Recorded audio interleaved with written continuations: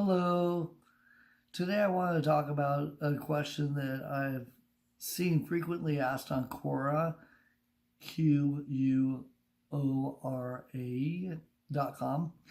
the website where you can answer or ask and answer questions. The question I've seen frequently appear under the college subject is which universities are better than others, which one should I go to, have I been accepted to UCLA or Cal or Harvard or what are the major differences. And I just want to basically just take a little time and just say a little bit about different university settings.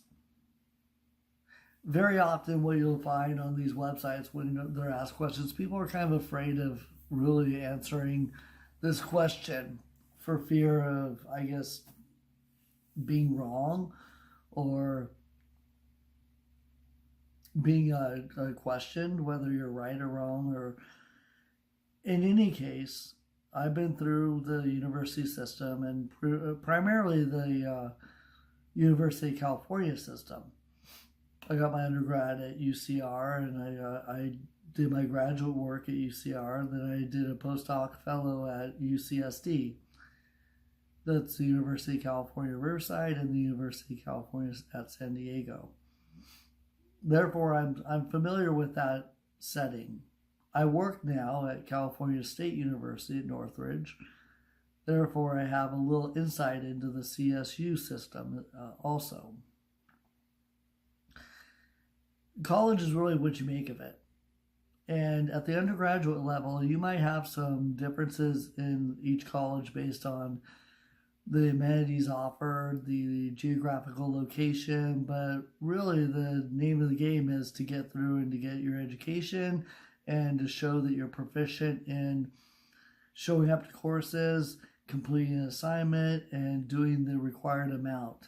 And that's really a rubber stamp on you. Now, if you proceed from there to graduate school, at that level, schools don't have as much difference. And the reason why is because really at the graduate level, you're really learning how you as an individual learn yourself.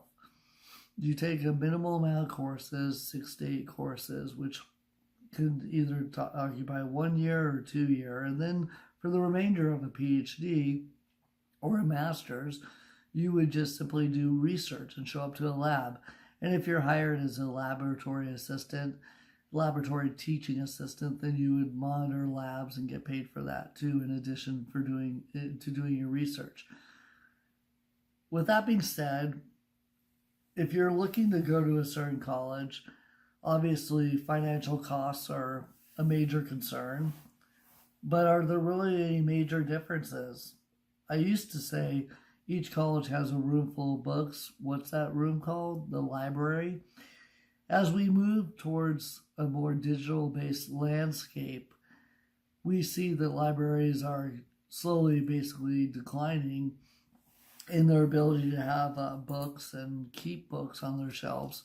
Nonetheless, they've moved over to the digital archiving of their books, which is good. Where should you go? You can only answer that. Your parents can answer that based on their ability to afford where you want to go. I personally believe that you should invest in yourself, and if you want to go to Harvard, go to Harvard. If you want to go to the Cal State system, go to Cal State. A trend that's been emerging in California recently is a lot of students go to community colleges, and I've had my fair share of community colleges too around the state of California. I went to Riverside Community College starting off out of high school. I did not take the SAT, and then I actually went to Diablo Valley College up in Pleasant Hill, California, and that's a well-regarded community college up north. And I did acceptable. I was an acceptable student, obviously. I wasn't the best student. I wasn't the worst student. And I went on to get my Ph.D., although I did take a break and went in the military. But what I really want to stress in this video is I really want to place the emphasis on education on the student themselves, okay? It's up to really up to you. And I keep seeing this question come up on Quora, and people think like, oh, I got into these two schools. Which one should I go to? Well, each school has a specialty.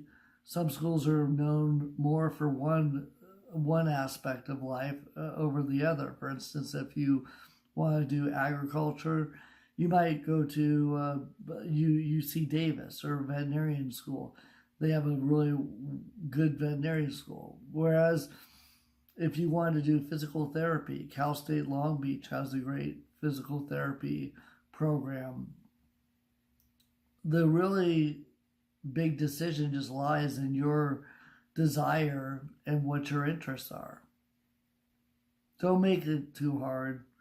Some colleges do offer good networks, social networks, and the Ivy League system is known for this. I'm not going to deny that. Or schools that aren't considered Ivy League but have really strong social networks, like the University of Southern California is a very good school system. They have a very good alumni network, very strong.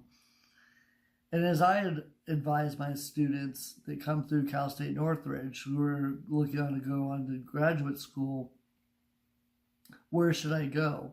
If you're a really social person, you're really confident in your ability to navigate the social landscape and network properly, then you can go to any school. Whereas if you're more of a shy person, maybe you want to think about a school with a good alumni network, a strong network that you can rely on. That works too. But ultimately, it just comes down to what type of person you are. And I wish you good luck in your college pursuit. I just wanted to really address this question since I see this question so frequently in so many permutations. People ask different forms of it. As far as funding goes, you can always get financial aid. And if you can't go to the school of your choice, the first school, go to another school and just rock it and be a rock star. Just educate yourself, learn a lot, have a good time. And there are many good ways to go through life. You'll make it one way or another and get through the educational system. Best of luck to you. Have a good day.